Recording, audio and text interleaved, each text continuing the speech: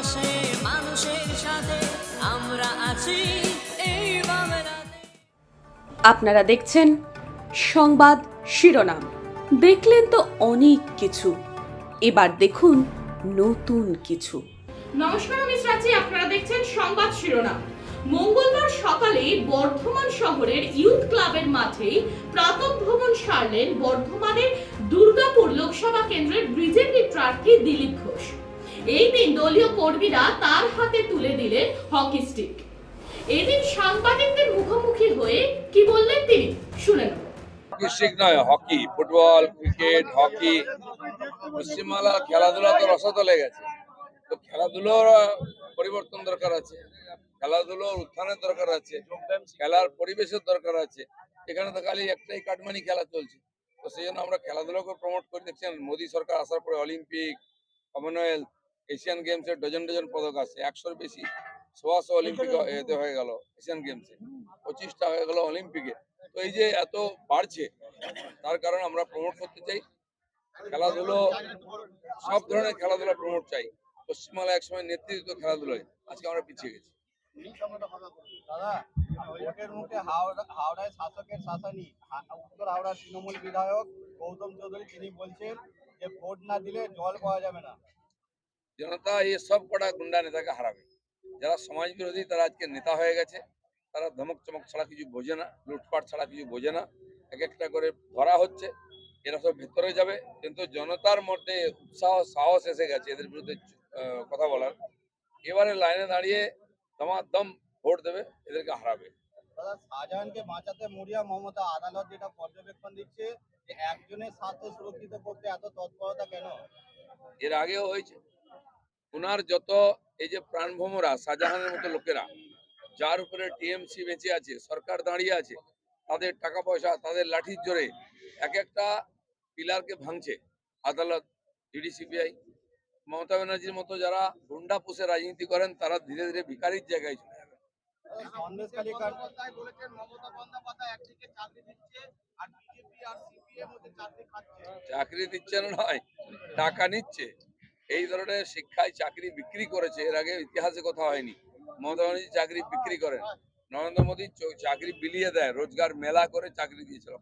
দাদা, আপনাকে দেখা যায় ক্রিকেট খেলতে, আজকে দেখছি জেলা সভাপতি আউট, শ্যামল ব্যাট করে নেমেছে, কি বলবেন? আমাদের অনেক অনেক খেলোয়াড় আছে, এটা কোনো পার্টির প্রোগ্রাম নয়, এটা দিলীপ ঘোষের প্রোগ্রাম, চা চক্রের দিলীপ ঘোষ। এখানে টিএমসি, সিপিএম, কংগ্রেস সবাই আছে, সমাজের সব লোক আছে, সবাই আসবে। এখানে জেলা প্রেসিডেন্ট বা রাজ্য সভাপতির কোনো ব্যাপার না, দিলীপ ঘোষের নিজস্ব ব্র্যান্ডেড। দাদা, প্রধানমন্ত্রী সবার মাঠের সমস্যা কি মিটলো?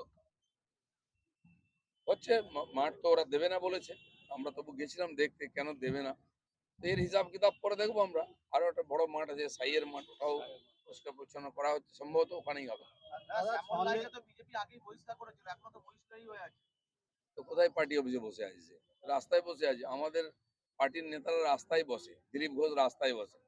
যারা বিজেপি করে তাদেরকে রাস্তায় বসতে হবে। এসিতে বসলে সারা পার্টি হবে, বিজেপি হবে না। দাদা, সন্দেশখালী মামলায় আদালতে বিস্ফোরক তথ্য ইডি।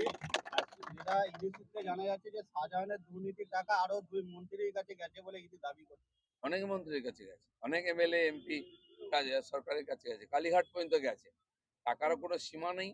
আর কতজন লোকের পাঠিয়েছে তার কোনো তালিকাও এখনো আসেনি, সব আসবে, চিন্তা করবেন না। দাদা, ভোটের মাঠে কোন গেমটা আপনার পছন্দ, ক্রিকেট, ফুটবল না হকি? ভোটের চেয়ে বড় গেম কি আছে? সেই গেমটাও বর্ধমান দেখবে। সংখ্যালঘু ভোট ভাগের আশঙ্কা। ইন্ডিয়া জোটেরই 2 শরিক সিপিএম এবং কংগ্রেসকে কার্যত তুলোধনা করছেন মমতা বন্দ্যোপাধ্যায়। এখন ওনারা সংখ্যালঘু ভোট নিয়ে ভাবুন, আমরা সংখ্যালঘুদের নিয়ে ভাবছি।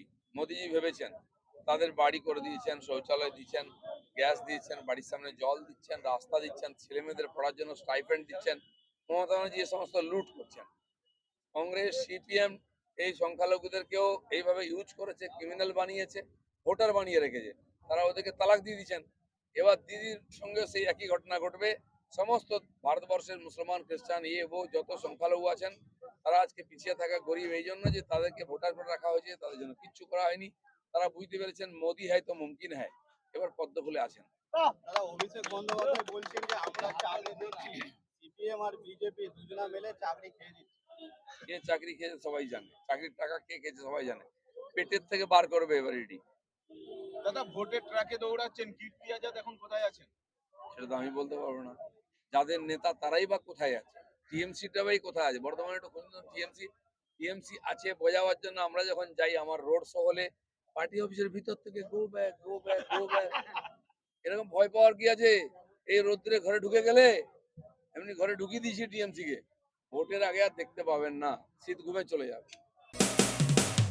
মানুষের পাশে মানুষের সাথে আমরা আছি এই বাংলাতে। আপনারা দেখছেন সংবাদ শিরোনাম। দেখলেন তো অনেক কিছু, এবার দেখুন নতুন কিছু।